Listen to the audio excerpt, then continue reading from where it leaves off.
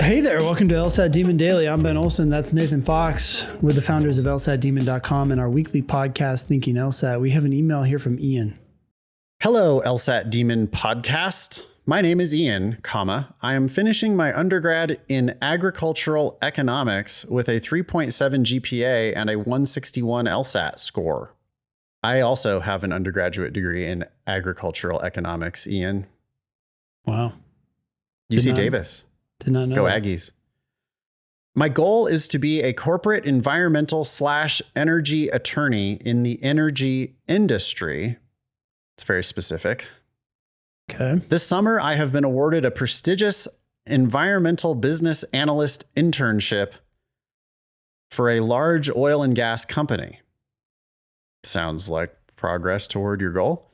Included in this internship is the opportunity for a full-time job in the environmental department, as well as tuition assistance for any graduate school. Oh, here we go. This is getting better and better. Yeah. I have always planned on attending law school fresh out of my undergrad. Who cares? It's human nature, isn't it, Ben, to get, are you like this, that you get attached to your own plans? Your long-term plans you've had for a while. Yeah, there's that problem. It's hard not to, it's like, and it can be stupid shit where it's like, no, I was planning on going to the 7:00 movie, and then your friends can't go. And it's like, where they want to try to push it to 9, and now you're like bent out of shape or whatever, because for no reason really, other than, oh, I had been planning on this other thing. Well, shit happens, and you're going to have to learn to roll with these punches. So, the fact that when you were 17, you thought you would go to law school fresh out of undergrad, who cares? Who cares? When you were 17, you also thought that band was good, or that that tattoo was a good idea, or like many other things that you thought when you were 17. Yeah. However, says Ian, with this new opportunity, I'm now leaning towards the prospect of accepting the corporate job and pursuing law school part-time at the University of Tulsa, parentheses, regardless of the job acceptance, I would likely attend the University of Tulsa. Oddly narrow. Yeah. This one school. Yeah. I mean, there are other places besides Oklahoma. And maybe you've got oil and gas connections in Oklahoma, and there's some reason for you wanting to stay in Tulsa, some career reason for you wanting to stay in Tulsa. But, Well, with a 3.7 and a 161, the estimator is saying that Ian can go to Tulsa for free. That's a tuition scholarship, Ian. So like this grad school funding that your internship is offering you, you'd actually be wasting it at Tulsa. Unless they give it to you on top or as a stipend or something like that. But it seems like you could have better opportunities. Tulsa's 118 in the country. Yeah, it's totally possible that this internship, you might be able to convince them that, hey, does it have to be used for tuition, or can I use it for fees? Can I use it for books? Can I use it for living expenses? That could be great. Yeah. But yeah, try to get yourself a scholarship to law school in any case, right? You should be walking in with like, oh yeah, no, I mean, they want me. I don't need to pay tuition here if I don't want to. Would I be making a mistake by accepting the full-time position and enrolling part-time? Well, that's two different issues. Again, so see, this is where Ian is so stuck on this idea that I have always planned on attending law school fresh out of undergrad. So yeah, Ian is now failing to consider this other option, which is do the internship, totally kick ass in the internship, maybe continue working on the LSAT. Like, why are you in such a damn hurry? Is it just because you have always had this plan? That would be a bad reason, especially since the plan likely formulated when you knew even less about this process. I think we do this all the time. I think humans are we're very stupid. I think that we really get stuck in our patterns or our plans. Yep. I don't know. It's like you were planning on reheating that spaghetti and meatballs in the fridge for dinner, but then while you were out, you ended up eating, at happy hour with your friends or whatever. And then you get home and you just automatically still put the spaghetti and meatballs in the microwave because that was your plan. Yeah. Yeah. And that's a bad example, but I think we do dumb shit like that all the time. Did you do that recently, Nathan? No, I didn't. But I do think we do shit like that all the time. Yeah.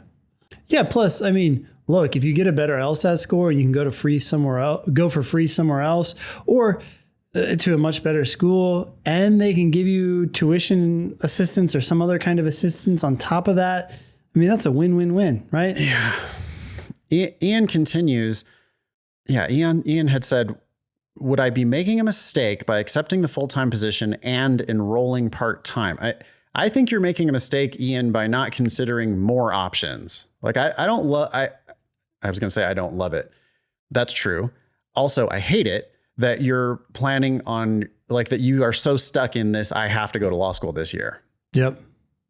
You know, like your decision is full-time or part-time. What about not at all? What about wait a year? What about gap year, gap 2 years, gap 3 years? There's no reason for you to rush into law school here.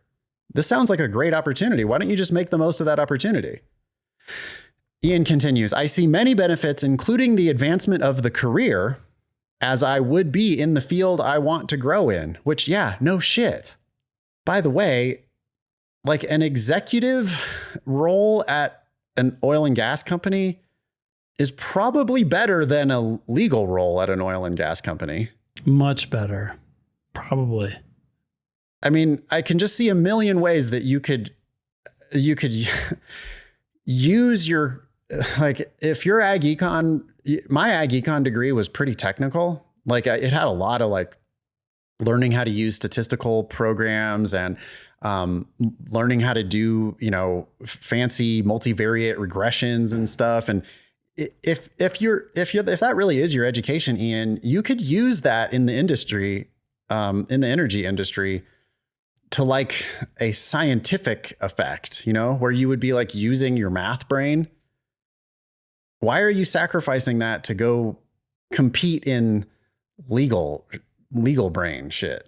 Yeah. It just feels like a mistake not to make the most of this. You're so stuck on the law thing that you're failing to consider that there might be much easier ways to get into this industry. And you could always go back to law school. Ian says, the prospect of tuition assistance is also very appealing. That maybe doesn't sound like Ian is familiar with law school scholarships. Yeah, go to lsatdemon.com/scholarships. Yeah. And look, with your numbers right now, which you can improve, you can go to Tulsa for free. Yeah. And with a few more LSAT points, it would be like a lock probably to go to get a tuition scholarship at Tulsa and a million other schools. Yeah. But Ian says, you know, this idea of accepting the full-time position and enrolling part-time, Ian says, I see this as a very risky move and do not want to jeopardize my future career as an attorney. This is not a risky move. It's going to give you more experience. Quite the opposite. Yeah. This is the safest possible move. Are you kidding? You already have a job offer. You're castling your king or whatever. This is good. Is castling always good? I don't know if it's always good, but it puts your king right like back in the corner there, a little safer. It's safer. This is not a risky move. It's a safety move. It's retreating to safety. Yes. That's all I'm saying. So, yeah. Well, I mean, maybe the part-time law school could be a risky move. Here's the thing, Ian. The riskiest thing that you're considering here is law school. Law school is the risk. It's a huge cost. Yeah.